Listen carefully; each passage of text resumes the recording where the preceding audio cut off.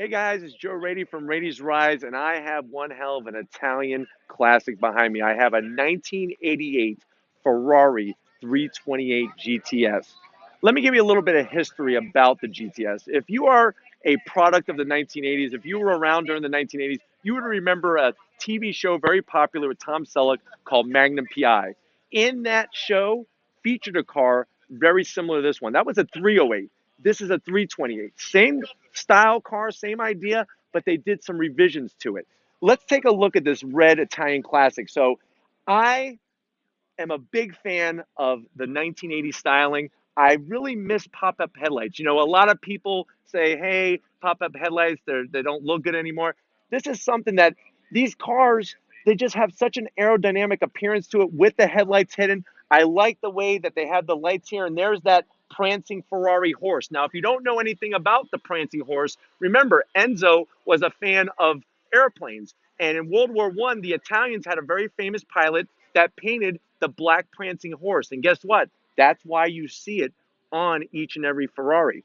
I really, really like what they did with the grill area, the lower splitter down here. Very clean look. And this is just screams 1980 styling. I love the vented hood here. As you can see, this car draws lots of people. You would think a car, 1980s, people forgot about it. No, this car draws a lot of people. You have the front mounted radiators. I don't know if Tom could show you, but if he pans around the side, underneath that vent, he could actually show you the actual fans for cooling of this engine. Now, this engine is a mid-engine Ferrari. So what that means is the engine is going to be in between the front axle and the rear axle. That's why we say mid-engine. This car is Ferrari classic. Rosso red with that tan leather interior. This car, I was talking to the owner. He bought it back in 2004. It's got about 66,000 miles on it. And as you can see, it is one cream puff of a car. The paint is perfect. The interior, like I said, when you think Ferrari back then, tan with the red. If Tom could go ahead and show you the inside of this interior, one of my favorite parts of these Ferraris is the gated shifter. You know, newer Ferraris today, they have all the fancy gizmos and gadgets to help you shift and whatnot. There's nothing like seeing that gated manual transmission going through the gears, hearing that illustrious V8. Now, when I say V8, the V8 sound from this car is going to be nothing like you've heard if you've never heard a Ferrari V8. The V8s in Ferraris are actually small displacement. It's not like a muscle car V8, 400 cubic inches or something like that. This has a nice sound, and once you get up in that RPM range, that's when you know that it's a Ferrari. But as you can see, the steering wheel, it's before airbags, it's before all these things that I sometimes feel just clutter up a car. Yeah, it keeps us safe on the roads, but back then, just the styling. I really like the way the lines, you can see that this is a target top. So the top is removable. They actually allow access to store that target top in the back.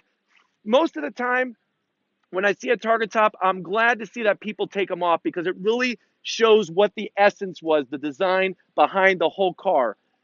Like I said, that black louver look, that is something, it's a product of the 1980s, and I really, really like the touch with the red and the black louvers as it comes across the back here, and there's that Ferrari badge.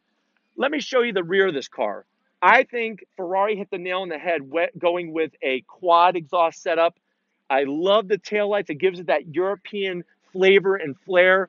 The 328, so the 328 is going to be a higher performing engine than the 308. Another thing that's unique about the 1988 328, this is where they still had the birdcage frame. So all the parts are welded to the frame. Each one of these is going to be different. Another thing is that by this time, unfortunately, Enzo Ferrari had passed away. So Ferraris that come after this lineage, Enzo didn't have any influence over. So this is something that is not only special from a standpoint that it's a Ferrari, but that it has that Enzo Ferrari touch on it. And if you like seeing Italian exotics and classics like these, leave a comment in that comment section. Check out my website, radiesrides.com. Check out my Instagram, radiesrides. If you haven't subscribed yet, hit that subscribe button. Thank you guys for watching, and I'll see you on the next ride.